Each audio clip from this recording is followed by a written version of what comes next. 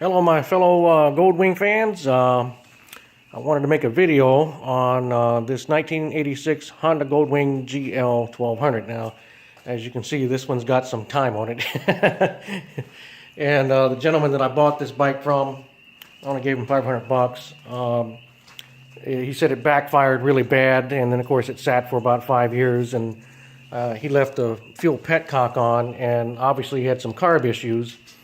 And I was able to determine that this particular carburetor right here, because all I did was took these bolts off, lifted up, and you can see gas dripping down. So I got the fuel petcock shut off. It backfired on him, and it would never start again. And over the 5 years that it sat, when I took the oil servicing cap off, I saw fuel. And there's the pan. That's the last drainage. We drained 3 of those pans out. That is a lot of gas. The entire crankcase was full of fuel. And I poured gas in the tank, but what I put in there is pretty much still there. So the carbs need to come off. Obviously, they need to be rebuilt. A lot of grime on this, and but the biggest issue, of course, is the spark. And so I got the book here, and I pulled the coil packs off. I still need to test them. I did do a resistance check on each coil pack, and I did get resistance on each one. But, of course, the correct way, of course, is to put the wires on and then test each circuit. But one of the other tests I've done is here's the supply wires for the left coil and the ones for the right. And I'm getting about 10 volts on this side and almost nothing from here. But I did manage to get about 5 volts just by kind of tugging on it a little bit. But that's still not good enough. So I suspect that's what was causing the problem. And I left the wires in their position so that I know how it goes back in. And I kind of moved it around. This one goes to the right, and then the second one, and then the third one, and then the fourth one. So that's the reason why I left the wires there, so that I can tell. But I already tested the wires. Each one, they have pretty much almost 0 ohms, so there's not very much resistance on those. About 0.003 ohms. So I think the wires are good. They're a little dried, but I think they're still serviceable, so we'll just go ahead and reuse those, take them off, clean them up. But I left them in their position so that I know where they go. But here's the coil itself.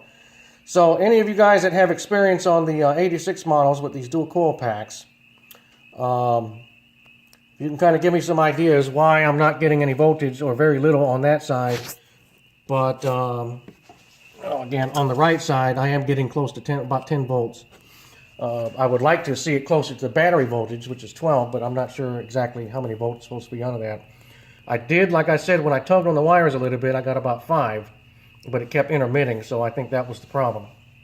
So in a nutshell, basically what we're looking at now, besides a few other problems, I've got no clutch fluid. It's all draining out, so the clutch slave cylinder is no good. The carburetors need to be removed, and that's going to be a project right there because I have no clue on how to get these out. I don't know if they come out from the side. I guess that's how they come out, is from the side.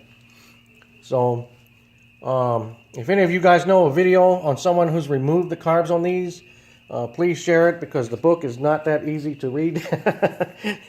I'm going to take the coils inside, and I should probably take the wires out, but I really didn't want to take those out.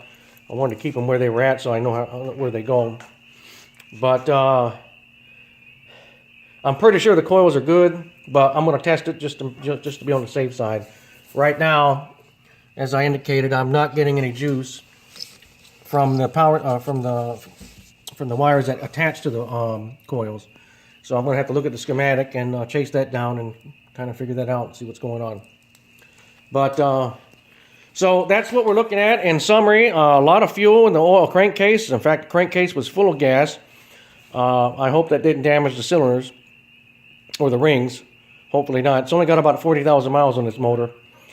And clutch slave cylinder needs to be replaced.